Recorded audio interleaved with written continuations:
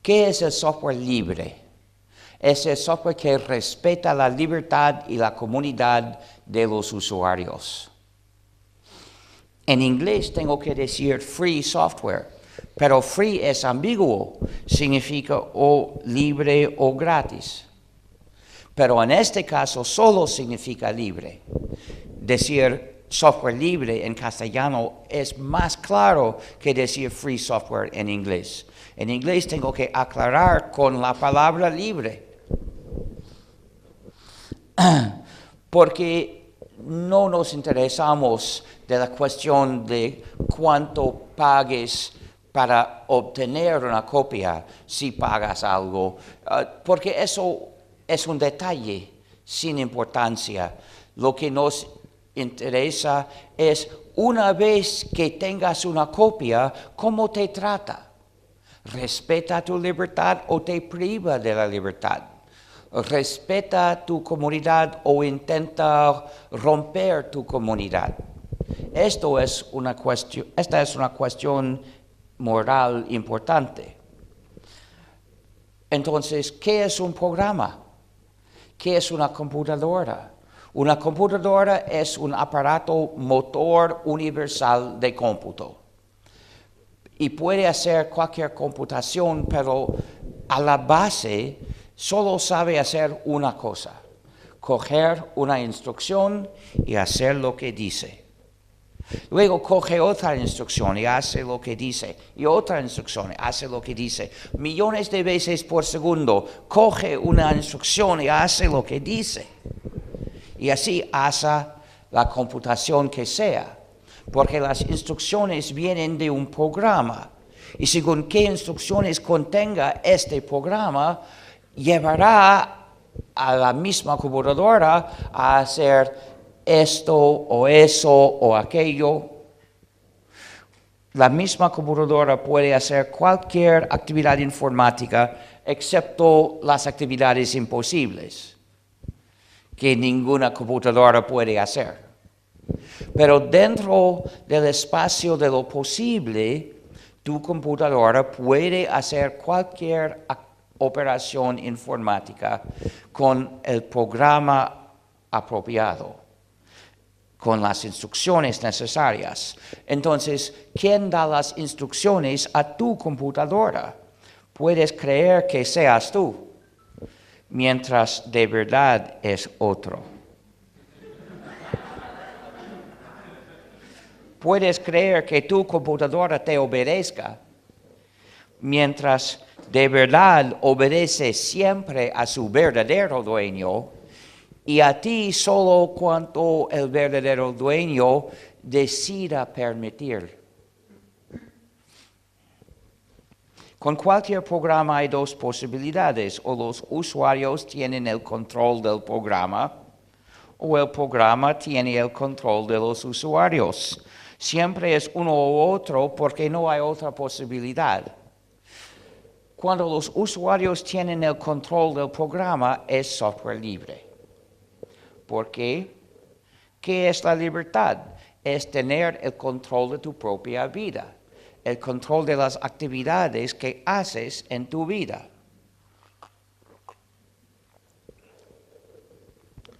Pero si usas un programa para hacer la actividad, el control de la actividad requiere el control del programa. Entonces, cuando los usuarios tienen el control de un programa, este programa respeta su libertad y su comunidad, entonces es software libre. Al nivel práctico, para que los usuarios tengan el control del programa, necesitan las 4 libertades esenciales que hacen el criterio concreto de un programa libre. La libertad 0 es de ejecutar el programa como quieras para cualquier fin. Esto no implica que pudieras hacer lo que quieras, porque unas acciones son delitos. No se deben hacer con la computadora, con este programa, ni sin computadora, ni de cualquier manera. Pero esto no tiene nada que ver con que un programa sea libre. Es injusto que la licencia, que el dueño de un programa imponga restricciones a qué cosas los usuarios puedan hacer. Las leyes sí es otra cosa. Leyes democráticas pueden restringir las acciones de la gente, pero desarrolladores de software no. La libertad 1 es de estudiar el código fuente del programa y cambiarlo para que haga tu informática como quieras. ¿Por qué insistir en el código fuente? Este es código fuente. Es una mezcla del inglés con la matemática. Si has aprendido ese lenguaje de programación, puedes leer el código fuente, comprenderlo y cambiarlo para hacer otra cosa. Pero para ejecutar el programa suele convertirse en código ejecutable. Una serie enigmática de unos y ceros. Difícil de comprender. Si el programa es tan pequeño, no es tan difícil. En unos minutos un programador podría saber qué instrucciones están en este pequeño programa. Si es más grande, el trabajo se hace más difícil. Y para un programa usual que tiene millones de unos y ceros, el trabajo de identificar cómo funciona este programa desde su código ejecutable resulta muy difícil, casi imposible. Solo lo intentamos en casos de desespero como último recurso. Entonces, si el usuario tiene solo el código ejecutable, en lo práctico no puede comprender ni cambiar el programa. Entonces, la libertad de hacerlo requiere la disponibilidad del código fuente a los usuarios. Estas dos libertades nos proporcionan conjuntas el control por separado, es decir, que cada usuario separadamente puede cambiar y usar sus copias. Aquí hay 4 usuarios, de los cuales uno está cambiando su copia. Con el control por separado, yo puedo cambiar mis copias, tú puedes cambiar tus copias, tú puedes cambiar tus copias, pero solo separadamente. Es esencial, pero no basta, porque la mayoría de los usuarios no saben programar. Hacen otras cosas. Hay muchas cosas que hacer en la vida. La mayoría no tienen talento de programar, pero pueden tener otros talentos de hacer otras cosas importantes. Pero a pesar de esto, tienen el derecho del control de tu informática. ¿Cómo pueden participar en el control de un programa sin saber programar? Por el control colectivo, es decir, la libertad de colaborar con otros como grupo, ejerciendo el control del funcionamiento de un programa. Por encima hay un grupo de 3 usuarios que están colaborando así. 2 a la derecha están tocando el código, evidentemente saben programar. El tercero a la izquierda no toca el código, quizás él no sepa programar, pero participa en el ejercicio del control del programa por las decisiones colectivas del grupo acerca de qué cambios hacer. Los que colaboran así son los que quieran colaborar. Abajo hay 2 usuarios más que usan la versión original del programa y no participan en el grupo. Todos tienen el derecho de colaborar, pero no la obligación. Mañana podrían comenzar a colaborar todos los 5, ¿o no? El control colectivo requiere 2 libertades esenciales más. La libertad 2 es de hacer copias exactas del programa para regalarlas o venderlas a los demás cuando quieras. Y la libertad 3 es de hacer copias de tus versiones cambiadas para regalarlas o venderlas a los demás cuando quieras. Con estas libertades, el grupo puede funcionar. Si uno en el grupo hace una versión cambiada, por su libertad 3 puede hacer copias para distribuir a otros en el grupo. Luego ellos por su libertad 2 pueden hacer más copias de la misma versión para redistribuir a otros en el grupo. Pero estas libertades no tienen límites acerca de a quién puedes distribuir copias. El grupo no necesita una lista de miembros ni estructura oficial. Los que estén colaborando hoy en día son un grupo. Entonces, quien quiera por su libertad 2 o 3 puede ofrecer copias de la versión al gran público. Es decir, puede publicar esta versión. Si el programa lleva estas 4 libertades completamente, es software libre, porque las 4 libertades proporcionan a los usuarios el control por separado y colectivo a la vez del programa. Entonces el programa respeta su libertad y su comunidad. Pero si una libertad falta o es incompleta, entonces los usuarios no tienen el control del programa, sino al contrario, es el programa que tiene el control de los usuarios y su dueño que tiene el control del programa. Entonces, este programa, por no ser libre, genera un sistema de poder injusto del dueño sobre los usuarios. Esta es la razón por la cual cualquier programa de no ser libre somete a sus usuarios al poder de alguien, es decir, su dueño. Entonces es una injusticia. Cualquier programa no libre es una injusticia. Genera un sistema de poder injusto. Lo llamamos privativo. El programa es privativo porque priva de su libertad a quienes lo usen. Y por lo tanto no debería existir. Un programa privativo es peor que nada. Es malo desarrollar software privativo porque somete a usuarios al poder injusto de alguien.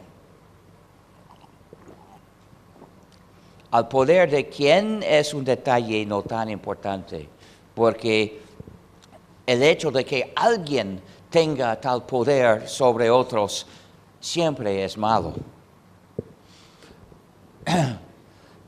Entonces, si tienes la elección de desarrollar software privativo o no hacer nada, es mejor no hacer nada porque así no haces daño al mundo.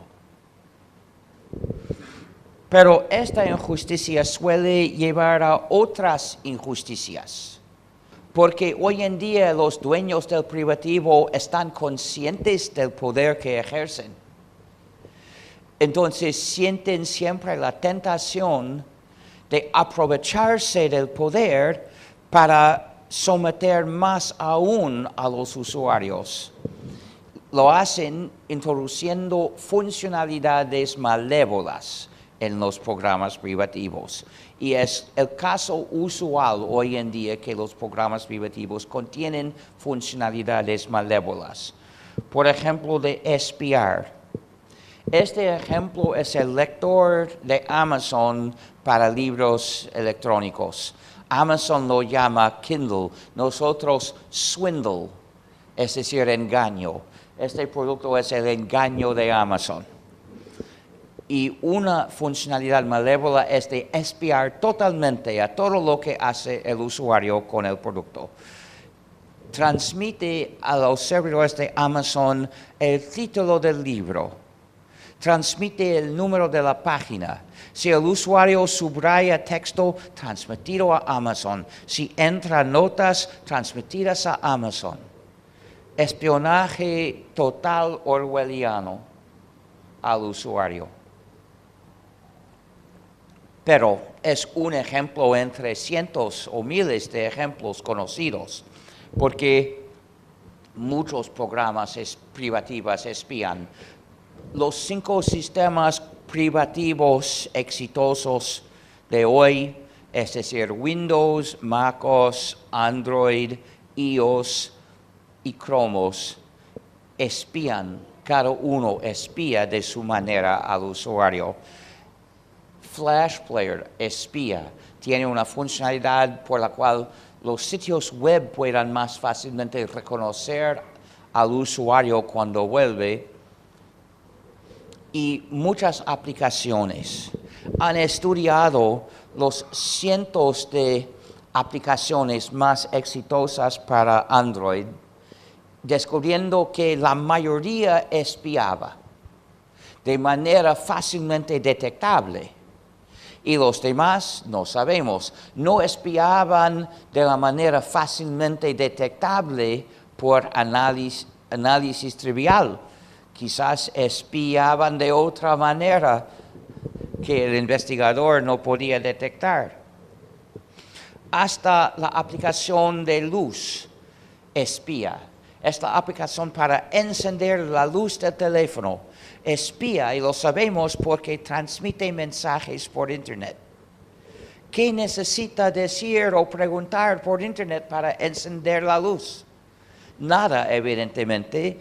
El único motivo posible es espiar. Pero otras aplicaciones espían también, especialmente las aplicaciones de streaming y las de transporte.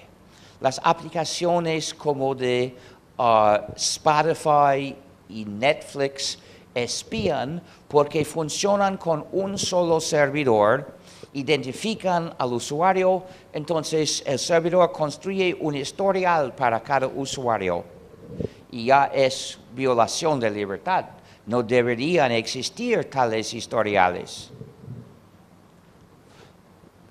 Es un ataque a los derechos humanos, entonces he decidido nunca escuchar nada por Spotify, aunque sea por la computadora de otro, y nunca mirar nada por Netflix, aunque sea por la computadora de otro. Estoy totalmente en guerra contra esos antiservicios. Y en cuanto al transporte, la aplicación de Uber es privativa, evidentemente, no se debe usar por ser privativo, pero peor aún, identifica al usuario, entonces construye el servidor de Uber un historial de los movimientos de cada usuario. No debemos tolerar la existencia de tales historiales. Son peligros a los derechos humanos, peligros a la democracia, peligros a la disidencia. Hay que acabar con Uber.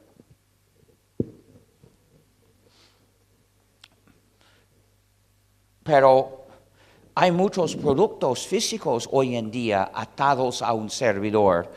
El Fitbit fue el primero que conocía. El Fitbit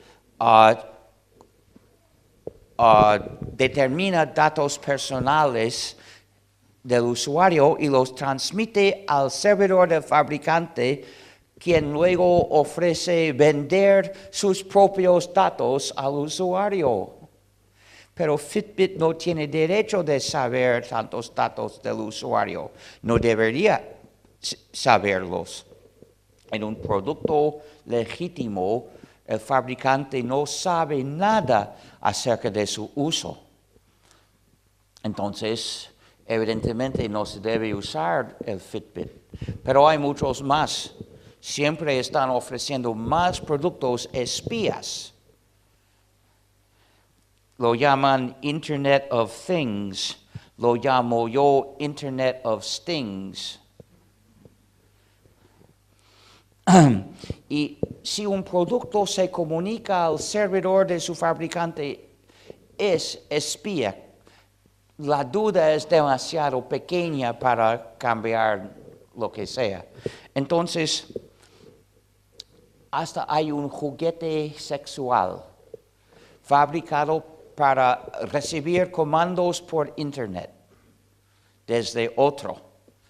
Puede ser interesante, pero al verlo me dije, evidentemente es para espiar, no correría el riesgo.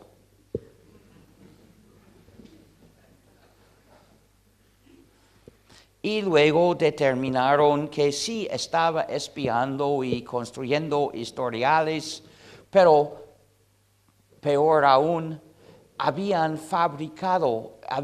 diseñado el producto para espiar.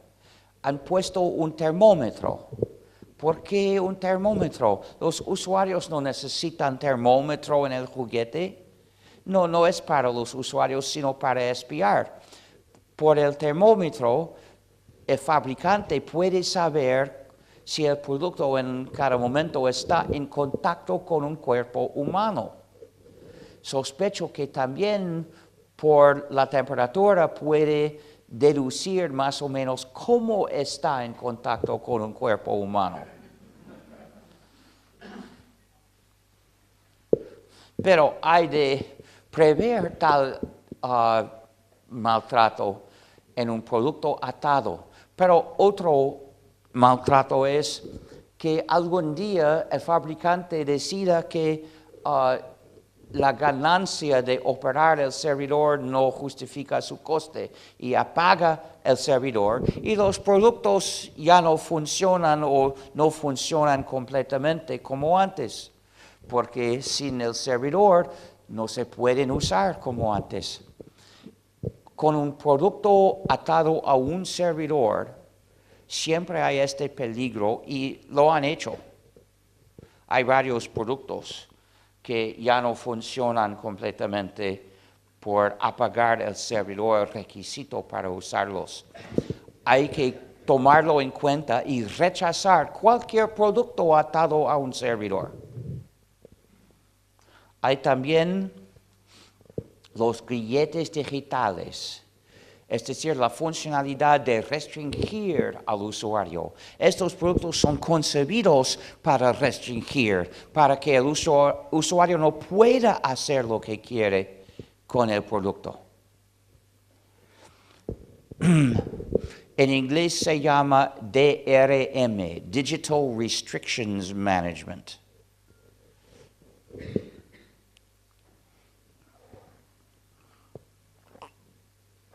Es decir, gestión digital de restricciones. Convierte la tecnología digital de tu serviente a tu guardia de prisión. Este ejemplo es el disco rayo azul, que fue concebido para restringir al usuario para que no pueda hacer lo que quiere hacer con las grabaciones. Y no hay software libre capaz de esquivar esta restricción, entonces nunca he usado un disco Blu-ray, porque rehúso usar los productos concebidos para restringirme. Usarlos sería rendirme y no me rindo. Usaré un disco Blu-ray cuando tenga un programa libre capaz de usarlos sin restringirme. Hasta ese día no necesito usar un disco Blu-ray. No hace falta, no es insoportable vivir sin discos Blu-ray. No me rendiría a esos discos ni siquiera para ver todas las películas del mundo, porque valoro más mi libertad que cualquier película, que todas las películas. Mi regla entonces es no uso ningún producto fabricado para restringirme de no tener a mi alcance inmediato lo que haga falta para romper los grilletes. Creo que estas funcionalidades malévolas todas deberían ser delitos. Fabricar productos con funcionalidades malévolas debería ser un delito. Venderlos también, importarlos. Pero hay que notar que los 5 sistemas exitosos privativos, cada uno tiene la base para los grilletes digitales. Windows, Mac OS, Android, iOS y Chromos. Cada uno tiene la base para implementar grilletes digitales en las aplicaciones. También el engaño de Amazon tiene grilletes digitales porque tiene casi todos los tipos de malévolo. Es malévolo universal. Es malo, es el mal universal. Si algo es malo, el engaño de Amazon lo tiene. Hay también puertas traseras. Una puerta trasera escucha siempre para recibir comandos para hacer algo malévolo al usuario a distancia, algo sucio. Porque si no fuera sucio, no lo pondría en una puerta trasera, sino harían una funcionalidad disponible al usuario. Pero sabiendo que lo que proponen hacer es sucio, que el usuario decidiría no hacerlo, entonces lo hacen en una puerta trasera para que el usuario no tenga elección. El engaño de Amazon tiene una puerta trasera para borrar libros a distancia. Lo sabemos por observación, porque con un programa privativo no podemos analizar el código para determinar la existencia de una puerta trasera. Solo observando su funcionamiento sabemos. Entonces, en 2009, Amazon borró miles de copias de un libro en un gran acto orwelliano. Algunos vieron desaparecerse el libro, su copia del libro, en media lectura. ¿Y cuál fue el libro? 1984 de George Orwell. Hubo mucha crítica, entonces Amazon dijo que no lo haría nunca más excepto bajo órdenes del Estado. Si has leído 1984, reconoces que esa promesa no fue muy reconfortante. Pero tampoco fue una promesa, solo fue algo que decir, un ruido para desanimar las críticas. No tenía fuerza legal, no fue compromiso de Amazon. Y unos años más tarde, Amazon volvió a borrar libros a distancia sin siquiera orden del Estado. Conocemos otras puertas traseras. Por ejemplo, Android tiene una puerta iOS tiene una puerta trasera para borrar o virtualmente borrar aplicaciones cuando Apple quiera. Pero Android tiene una peor. Google tiene el poder o de borrar o virtualmente borrar. Es el equivalente porque la aplicación nunca más vuelve a funcionar. Pero también puede imponer la instalación por fuerza de cualquier aplicación. Apple dice que puede hacerlo a través de Google Play. Y Google puede entonces escribir una aplicación específicamente para ti e imponer su instalación. Una puerta trasera sería sumamente peligroso en un coche sin conductor, porque sería control remoto de sus movimientos. Si entras en un tal coche y el sitio de control sabe que eres tú, el pasajero, podría ordenarlo llevarte a la base de la policía secreta. Entonces, no debemos confiarnos de un coche sin conducción. Sabemos que China actuará así, porque China es así. Pero Argentina, pero los Estados Unidos, no podemos saber. No podemos dar por supuesto que nuestros gobiernos nunca actúen así. Sería una lucha. Y la lucha comienza con asegurar que el coche sin conducción no tenga puerta trasera. Hay también la censura. Apple fue el pionero de fabricar computadoras con censura de aplicaciones.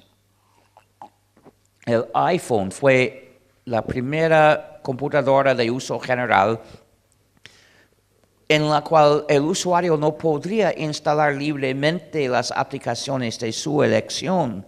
Solo podía instalar las aplicaciones aprobadas por Apple desde la tienda de Apple.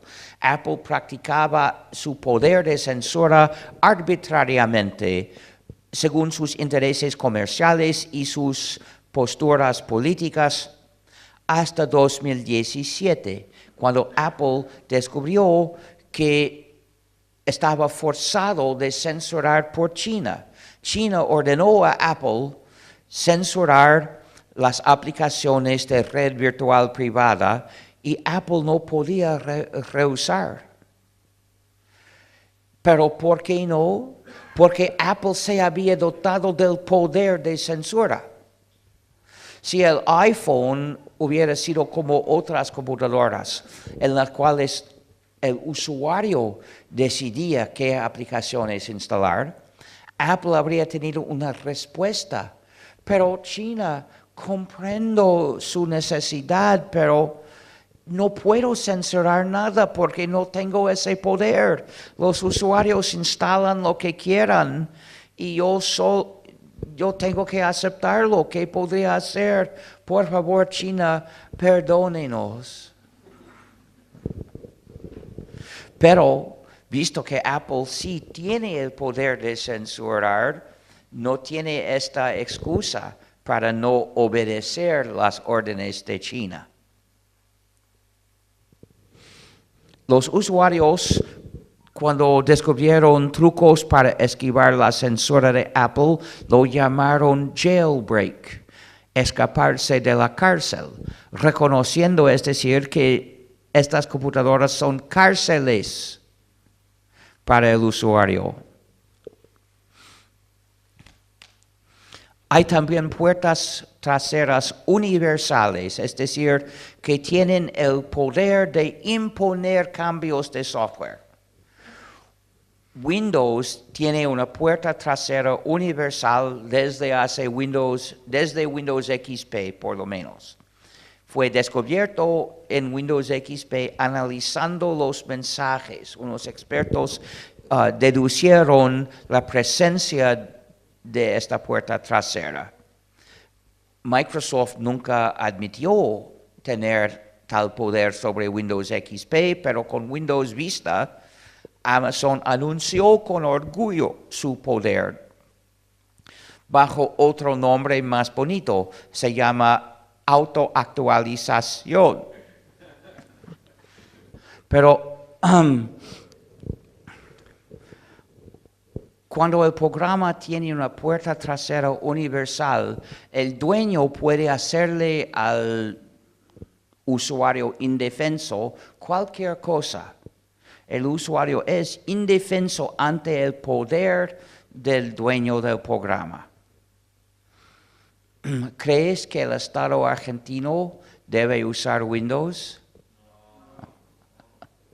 Evidentemente no, nadie debe usar Windows. A veces un programa combina varias funcionalidades malévolas. Por ejemplo, la app de Netflix espía al usuario construyendo un historial, impone grilletes digitales y también impone aceptar un contrato antisocializador. ¿Qué significa eso?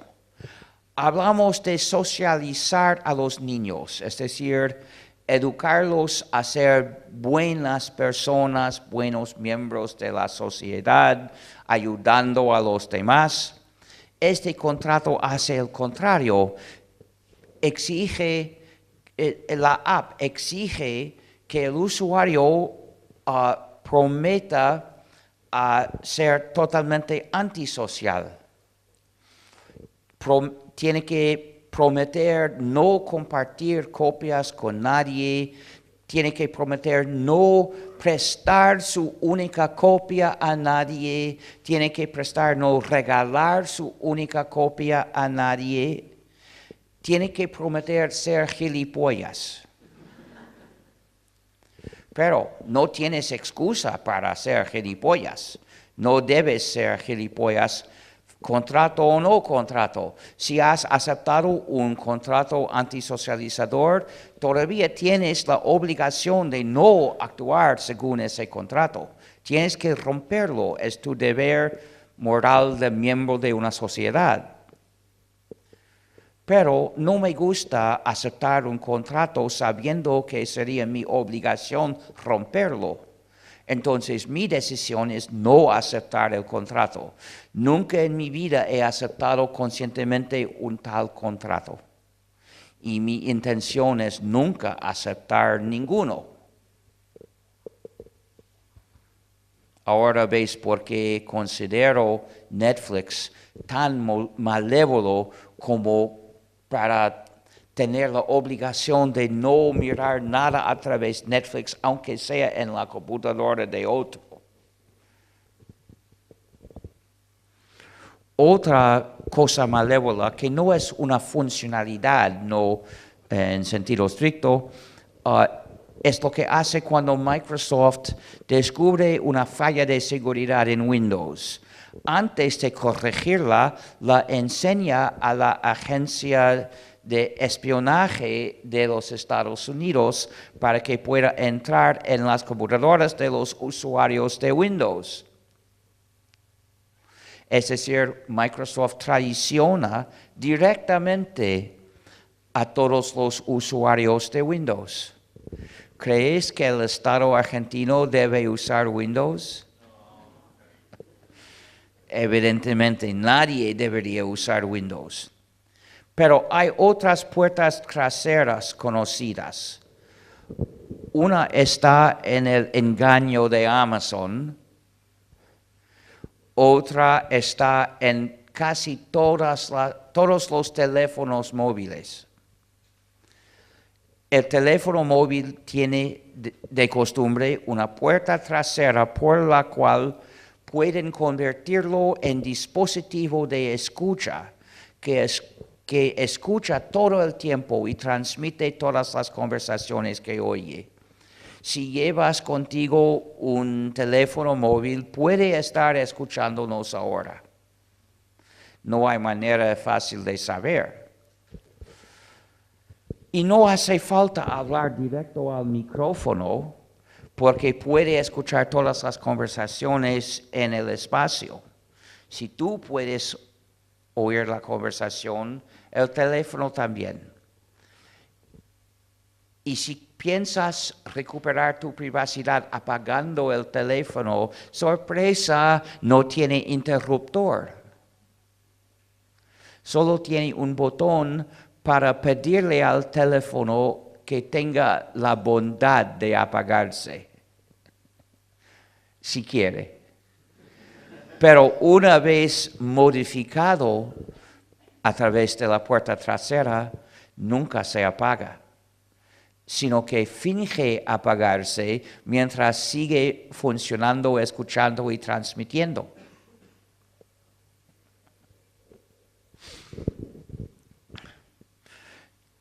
Otra función de seguimiento del teléfono móvil es que cada los pocos minutos emite una señal de ubicación para que la red sepa cómo comunicarse con el teléfono. Pero el efecto es que la red sigue tus movimientos siempre. Entonces, es un dispositivo de seguimiento y escucha. Lo llamo el sueño de Stalin. Porque es lo que Stalin habría deseado distribuir a todos los habitantes de la Unión Soviética, pero afortunadamente para ellos la tecnología no existía en la época. Hoy en día sí existe y es un peligro a la democracia. Considero que es mi deber de ciudadano rehusar de llevar el dispositivo sueño de Stalin, por lo tanto nunca he tenido un teléfono móvil. Y mi intención es resistir hasta dure mi vida, porque creo que todo el mundo debería resistir. No decido por los otros, decido por mí y hago mi deber, resistir el sistema de seguimiento y escucha. Entonces, te pediría apagar tu teléfono, pero sé que realmente no tiene efecto. Ya saben que estás aquí. He leído, gracias a Snowden, que la NSA sabe que dos personas se conocen porque ve que sus teléfonos están cerquita.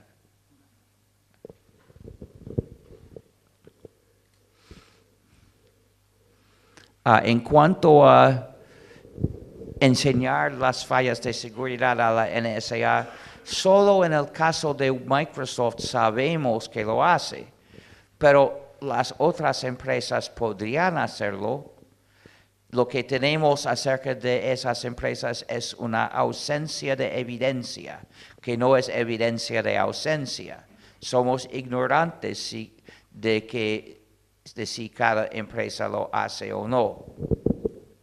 Son pocos ejemplos, pero bastan para demostrar que la mayoría de los usuarios del privativo ya son víctimas del malware privativo, porque la mayoría usa por lo menos uno de estos ejemplos.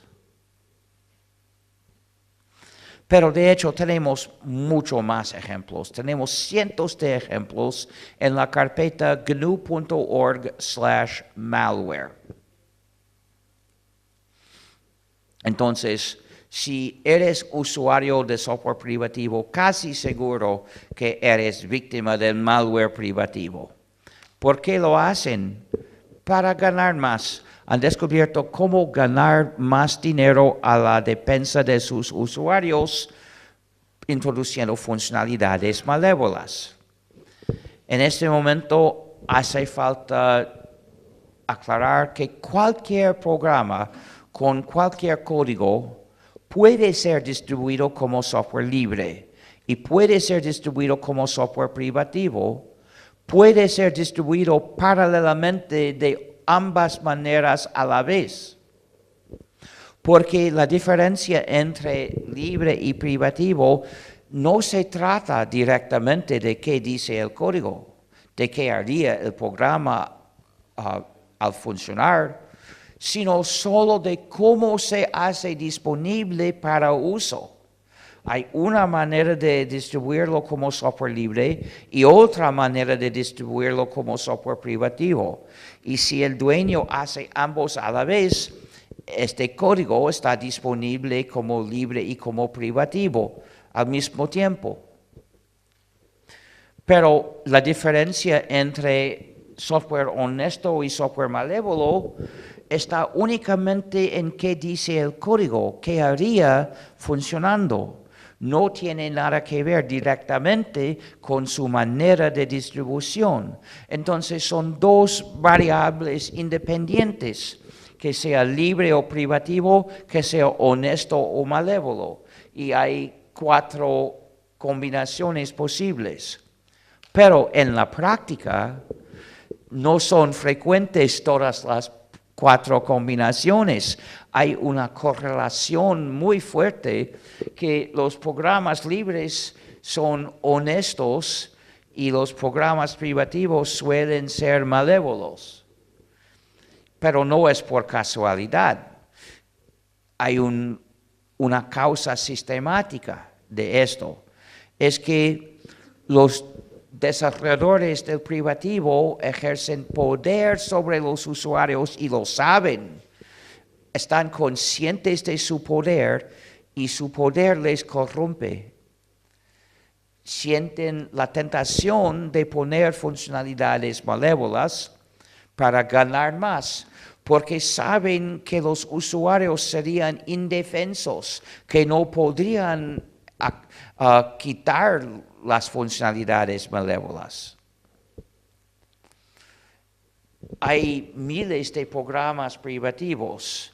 Algunos son de malware, lo sabemos. De otras no sabemos si son malévolos o no. Pero no hay manera de indagar.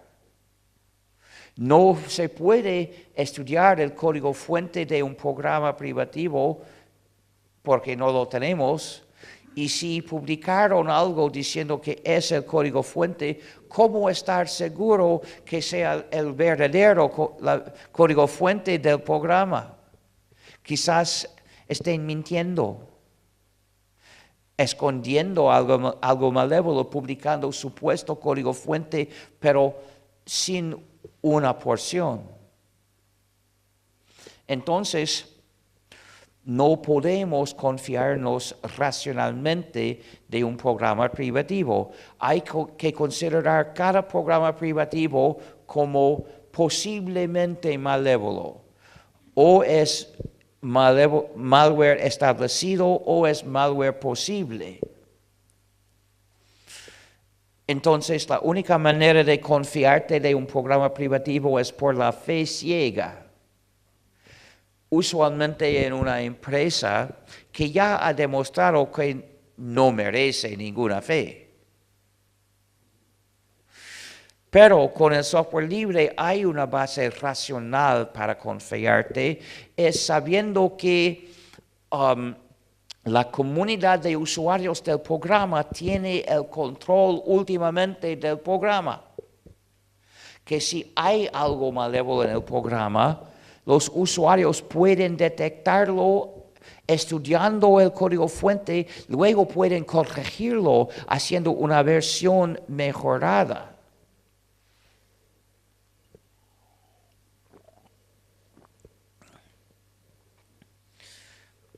Es la única defensa conocida contra lo malévolo en el software. Es que los usuarios tengan el control, es que el programa sea libre. Entonces, usar un programa privativo invita al dueño de maltratarte. No se debe. Tienes que escaparte del software privativo para venir a vivir con nosotros en el mundo libre que hemos construido con el sistema operativo GNU que funciona con el kernel Linux. Hemos hecho posible usar computadoras en libertad.